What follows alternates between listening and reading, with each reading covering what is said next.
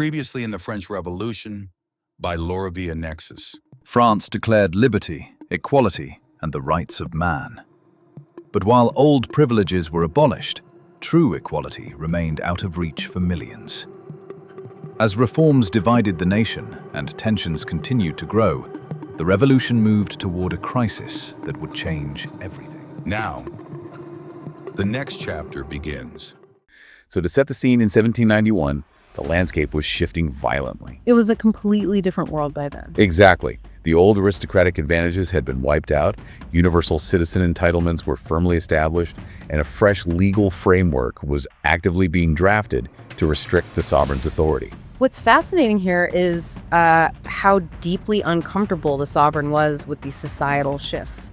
We are looking at a ruler conditioned from birth to wield absolute power. Right, someone whose ancestors literally built palaces to be the center of the universe. Exactly. And suddenly he finds himself boxed in by new legislative bodies, and he's forced to sign decrees that actively dismantle his own authority. So the friction was just palpable. But why was this specific moment the breaking point? He had already given up so much power, so why risk everything on a midnight escape? Well, there was a very specific catalyst. It centered around a piece of 1790 religious legislation. This wasn't just a minor administrative tweak either. What did it do? It placed the national faith strictly under governmental control. They seized ecclesiastical properties, and they demanded that clerics pledge a strict allegiance to the newly drafted legal framework. Oh, wow. So they essentially nationalized the church. They did. And it effectively removed the supreme pontiff's authority over the nation's spiritual matters. It makes me think of like a corporate CEO who agrees to work with a new board of directors, only to realize the board is aggressively dismantling the company's core values. Yeah. At what point does a leader decide the system is entirely broken? That's a really great analogy. And, we have to look at this neutrally. For the new government, this legislation was a necessary step to unify the nation. Right, bringing everything under one legal roof. Exactly. But for the sovereign, who was highly pious, this transformed a political disagreement into a deeply personal moral crisis. So his soul was literally on the line. That's exactly how he felt. He felt this mandate fundamentally damaged his faith and the realm's structural integrity. It just completely ended his willingness to collaborate. Which means staying in the capital was no longer a viable option. Right. And they realized they needed leverage, which brings us to his wife. She was originally an Austrian royal, and her sibling was a formidable Habsburg leader. Oh, so they had some very serious family connections right across the border. Very serious. They hoped these external rulers would offer backing if domestic conditions worsened. But to be clear, the objective wasn't permanent exile. Wait, really? They weren't just running away for good? No, not at all. It was meant to be a tactical relocation to the eastern boundary, where they had sympathetic military units stationed. Ah, I see. So from that fortified location, they intended to negotiate from a position of strength. Precisely. They could potentially utilize those external allies to reestablish order on their own terms. But let me push back on that logic for a second.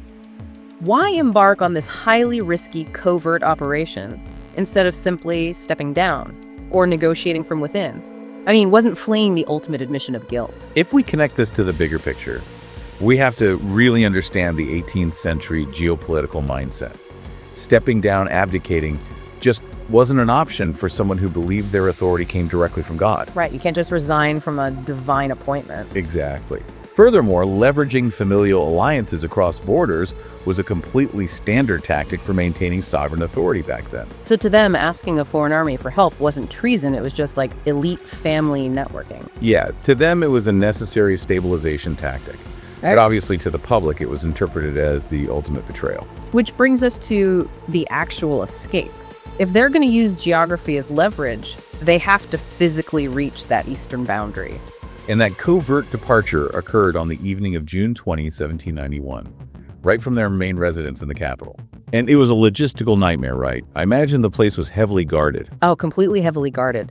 The family utilized elaborate costumes, they precisely timed their maneuvers, and they even systematically sent away their attendants to avoid suspicion. And then they utilized a massive transport vehicle waiting beyond the city limits. It had to carry the ruler, his wife, their offspring, and a handful of loyalists. Yes, and that vehicle is crucial. Here's where it gets really interesting. They are trying to execute a stealthy, covert escape. but it's like trying to sneak out of town unnoticed while choosing to drive a massive, slow-moving parade float. And you also happen to be the most famous celebrity in the country. It is a stunning contradiction, honestly. That transport was enormous and luxurious. The fatal flaw was that the journey was incredibly sluggish. Because they had to keep stopping to change horses, right? Right, and every time they stopped, they risked exposure because the sovereign's facial features were universally recognized. Wait, before mass media, how did a regular citizen even know what the sovereign looked like? Because his face was stamped on the nation's currency. Every paper note, every coin. Oh man. So he essentially distributed his own wanted poster. He really did. It's an incredible irony. The very symbol of his power became the exact instrument of his downfall. And that catches up with him when they reach the small eastern municipality of Varennes. Right. A regional administrator there scrutinized the passengers. He recognized the sovereign specifically from those monetary notes, and he immediately halted the transport. Just one local administrator with a piece of pocket change? Yes. He alerted the local security forces, and they entirely encircled the travelers. The transport was stopped dead in its tracks. So instead of joining up with those sympathetic military units, the sovereign was detained. Exactly. The dynamic between the ruler and the public was irreparably fractured that night. The nation had actively thwarted its own leader. And suddenly the sovereign and his relatives were essentially captives of the new regime. Completely. They were escorted back to the capital, and the public's perception shifted literally overnight.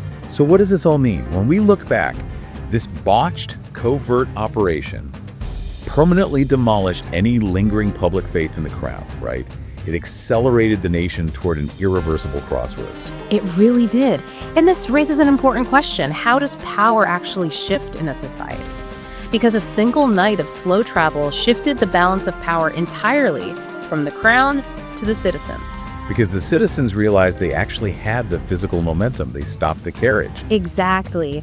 Sovereignty suddenly rested in the hands of the people who halted that transport. It's just a profound shift in history. And I want to leave you, the listener, with a final thought to ponder today. It's a great what if. Yeah, imagine if that transport vehicle had been just a little bit faster. Yeah. Or, if that regional administrator simply hadn't checked his pocket change that particular night. Things would have been so different.